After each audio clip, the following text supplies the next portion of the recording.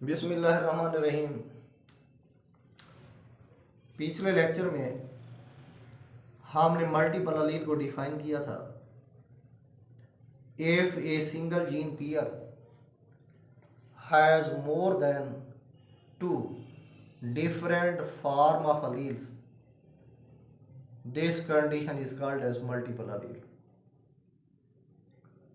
Multiple allele को हम polymorphic gene भी कहते हैं।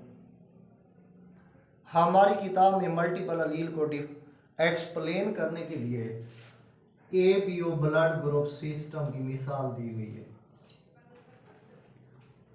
This ABO blood group system was discovered by Landsteiner in 1901. ABO blood group system is due to presence or absence of antigen A and antigen B on the RBC. ABO blood group system is due to presence or absence of antigen A and antigen B on RBC. इधर RBC के ऊपर antigen ए या antigen B की मौजूदगी या गैर मौजूदगी मैं आपको दिखा देता हूँ। इधर ब्लड फिनोटाइप लिख देता हूँ या ब्लड ग्रुप लिख देता हूँ। एक ऐसा आदमी जिसके आरबीसी के ऊपर एंटीजन ए होता है उसका ब्लड ग्रुप ए होता है,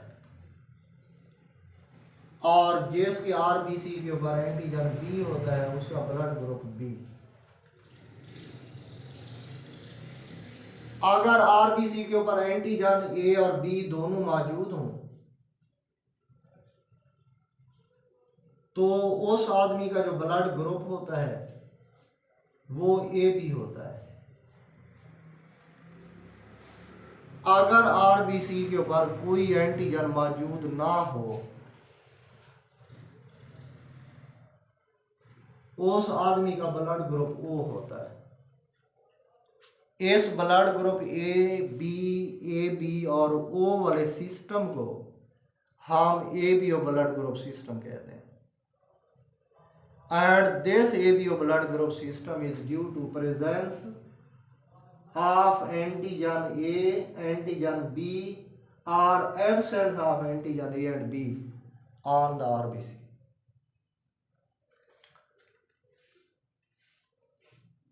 Number 2, genetic basis of ABO blood group system.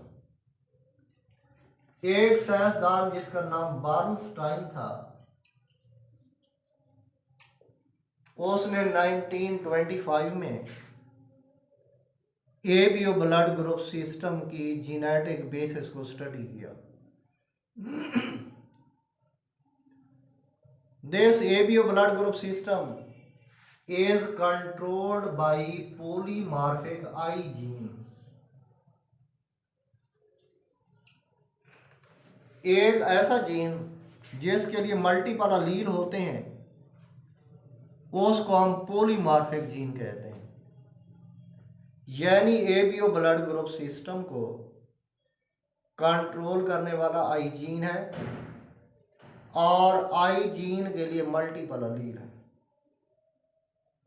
This I gene is located on chromosome number 9। I gene के अंदर म्यूटेशन फर्स्ट हुई, पहली म्यूटेशन के बाद इसका निया अलील बना जो कि ए अलील है। दूसरी म्यूटेशन के बाद M2 के बाद दूसरा अलील बना जो कि बी अलील है, और तीसरी म्यूटेशन के बाद आई अलील बना।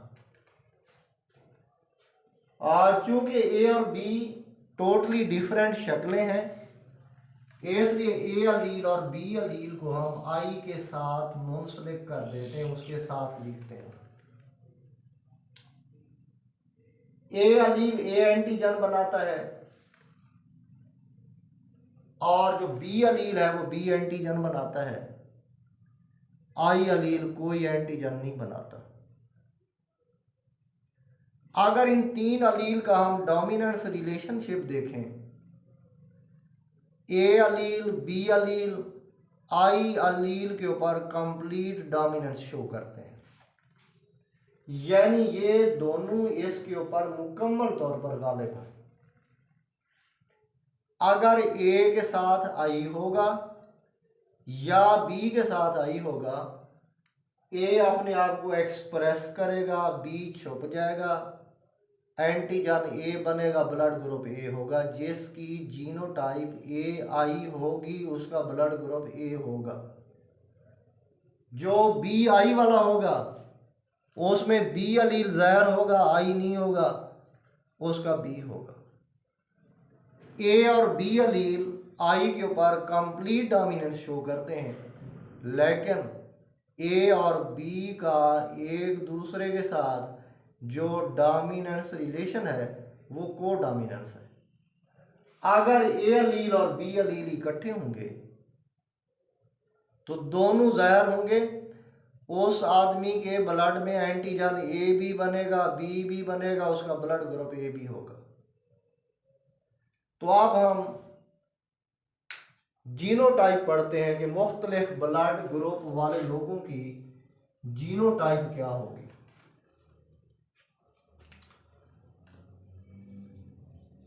एक ऐसा आदमी जिसका ब्लड ग्रुप ए है, उसके अंदर एंटीजन ए बनता है। अगर वो ए वाला होगा यानी होमोजाइगस ए होगा, तब भी एंटीजन ए बनेगा, उसका ब्लड ग्रुप ए होगा। अगर वो आदमी ए आई वाला होगा, ए आई के ऊपर कंप्लीट डोमिनेंस शो करता है, एंटीजन ए बनेगा, ब्लड ग्रुप ए होगा। इसी तरह जिस आदमी का ब्लड ग्रुप बी है, एंटीजन बी बनता है, उसकी जीनोटाइप बी बी या बी आई होगी। और जिसका ब्लड ग्रुप ए बी है वो हेट्रोजाइगस होगा, ए बी होगा। और यहाँ पर को डोमिनेंस होगी, दोनों अलील अपने आप को फुल्ली एक्सप्रेस करेंगे, एंटीजन ए एंटीजन बी बनेगा, ब्लड ग्रुप ए बी। और जिसका ब्लड ग्रुप ओ है कोई एंटीजन नहीं बनता, उसके अंदर आई अलील होगा और होमोजाइगस होगा, आई आई उसकी जीनोटाइप होगी। एबीओ ब्लड ग्रुप सिस्टम वाले अलील अपने आप को एम्ब्रियनिक स्टेज से एक्सप्रेस करना शुरू करते हैं और पूरी जिंदगी एक्सप्रेस करते रहते हैं। इसलिए किसी आदमी का ब्लड ग्रुप और चूंकि जीनेटिकली कंट्रोल होता है, इसलिए किसी आदमी का ब्लड ग्रुप उसकी लाइफ टाइम में चेंज नहीं होता। यानी अगर एक आदमी ए ब्लड ग्रुप के साथ पैदा होता है तो पूरी जिंदगी उसका ब्लड ग्रुप ए रहेगा।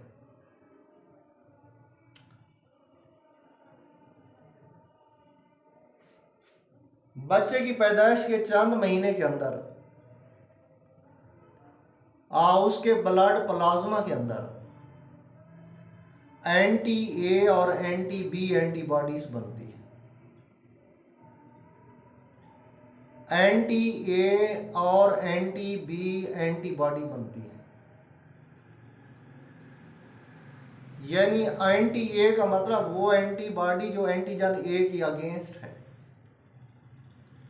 दीज एंटी ए, अगली कॉलम में मैं एंटीबॉडीज लिख देता हूं, anti A and anti B antibodies. These anti-A and anti-B antibodies are produced in the absence of corresponding antigen. यानी एंटी-ए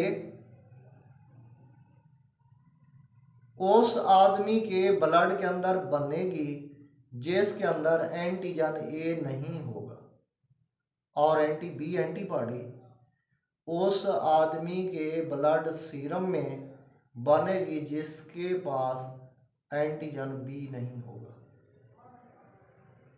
तो these antibodies are produced in the absence of corresponding antigen।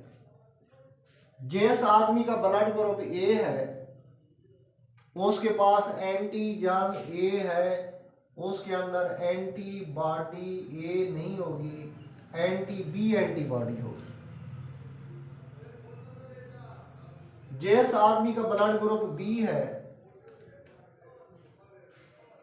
उसके blood serum के अंदर anti A antibody होगी।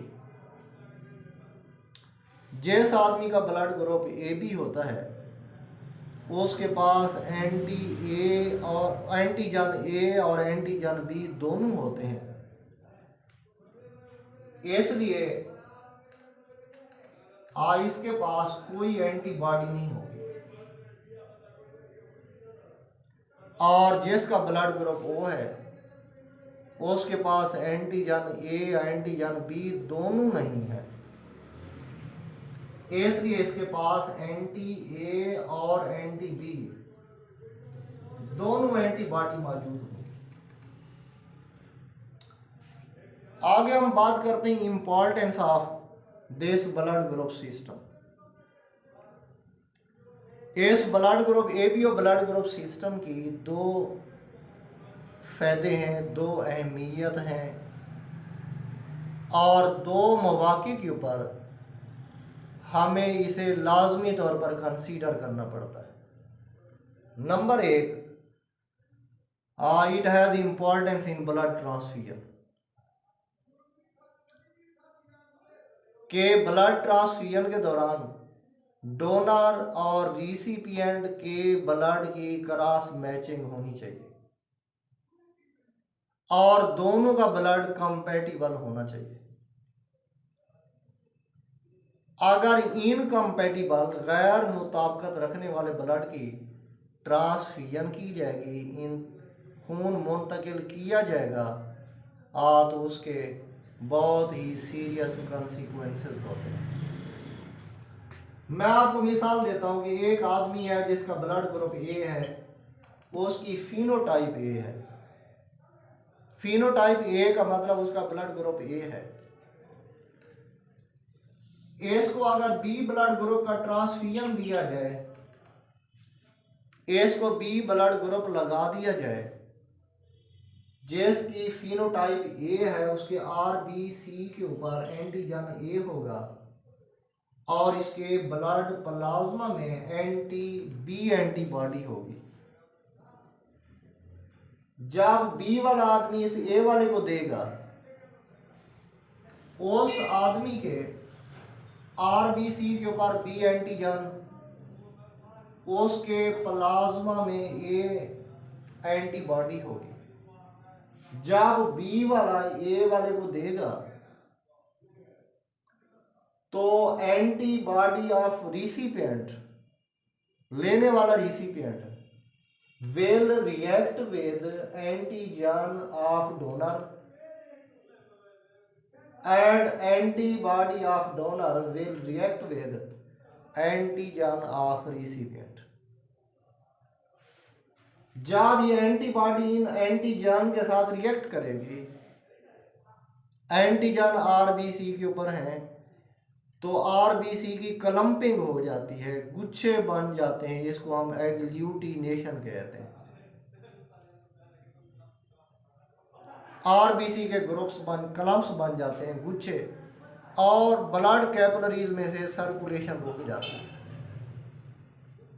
और फिर white blood cell आते हैं जो आरबीसी के इन क्लम्प्स को तोड़ देते हैं। आरबीसी के टूटने के अमल को हम हीमोलाइसिस कहते हैं। तो अगर मिसमैच्ड ब्लड दिया जाएगा तो डोनर की एंटीबॉडी रिसिपिएंट के एंटीजन यानी आरबीसी के साथ रिएक्ट करेंगी और रिसिपिएंट की एंटीबॉडीज डोनर के आरबीसी के साथ रिएक्ट करेंगी, आरबीसी की क्लम्पिंग हो जाएगी और ब्लड कैपिलरीज में सर्कुलेशन में रुकावट होगी, वाइट ब्लड सेल इन कलम्स को ब्रेक करते हैं, उससे हीमोलाइसिस होती है, आरबीसी टूटते हैं और पेशेंट जो है वो अनीमिक हो जाता है। अगर ज़्यादा मिकदार में मिसमैच्ड ब्लड दिया जाए तो फिर पेशेंट की डेथ हो जाती है। इसलिए ब्लड ट्रांसफ्यूजन के दौरान ब्लड की मैचिंग होनी चाहिए।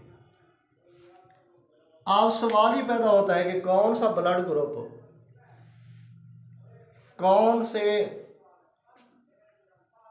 रिसिपिएंट को ब्लड दे सकता है। मैं इधर ब्लड ग्रुप्स लिख देता हूं और उनके रिसिपिएंट लिख देता हूं, ठीक है ना। इधर मैं डोनर लिख देता हूं कि कौन सा डोनर कौन से रिसिपिएंट्स को दे सकता है। डोनर ए भी हो सकता है, बी भी हो सकता है, ए भी होता है और ओ होता है।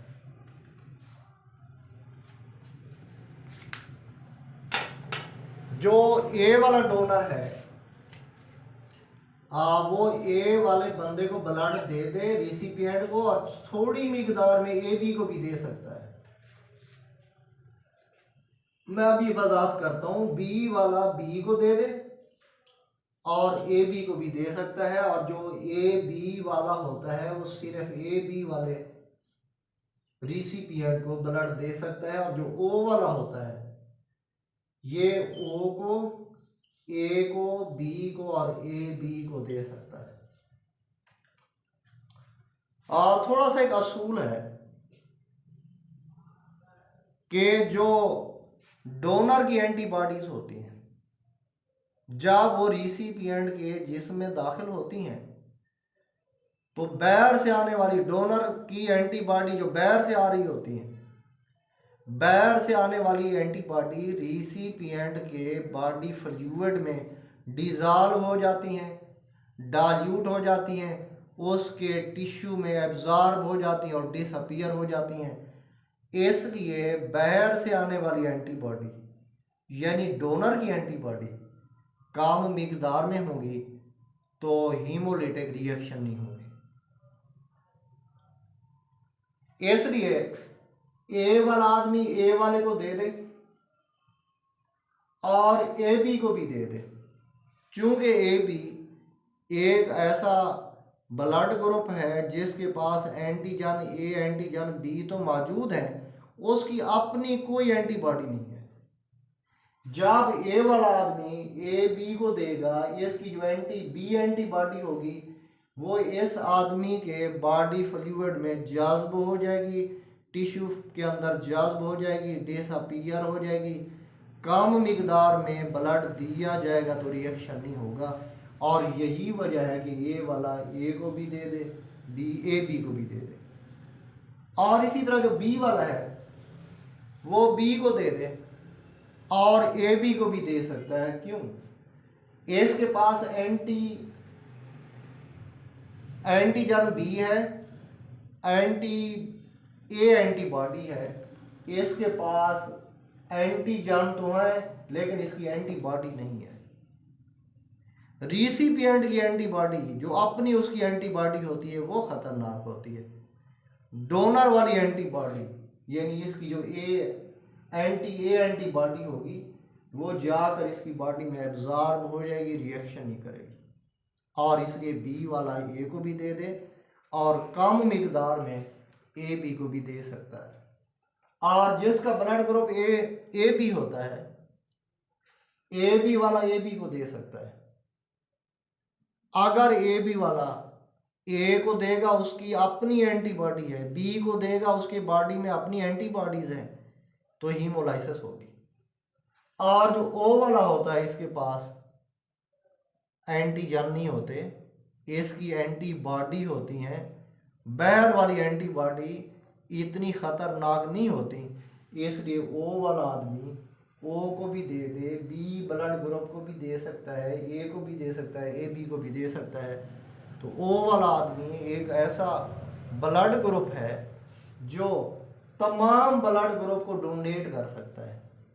और इस टेबल के अंदर देखें, ए बी एक ऐसा ब्लड ग्रुप है जो सबसे दे सकता है, क्योंकि वो ब्लड ग्रुप बाकी तमाम ब्लड ग्रुप को ब्लड दे सकता है, तमाम ब्लड ग्रुप वाले लोगों को ब्लड दे सकता है, इसलिए वो ब्लड ग्रुप को हम यूनिवर्सल डोनर कहते हैं।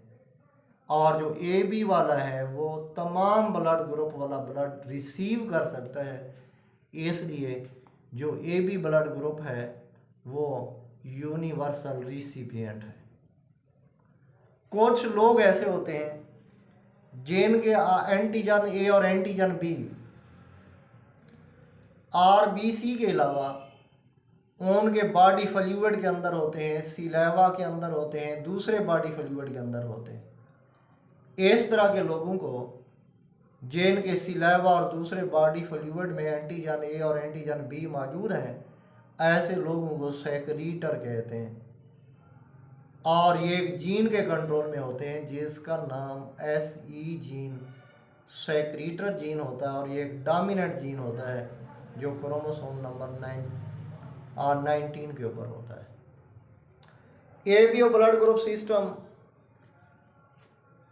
इज आल्सो यूज टू, यानी इसका दूसरा फायदा मैं आपको बता रहा हूँ, it is use to establish the parentage of disputed children, के मुतनाज़ा बच्चों की वल्दियत के मसले को हल करने के लिए इस्तेमाल किया जा सकता है। तो इसके लिए बहुत सारी बातें हमने करनी है। इंशाअल्लाह अगले लेक्चर के अंदर इसको हम तफसील से डिस्कस करेंगे।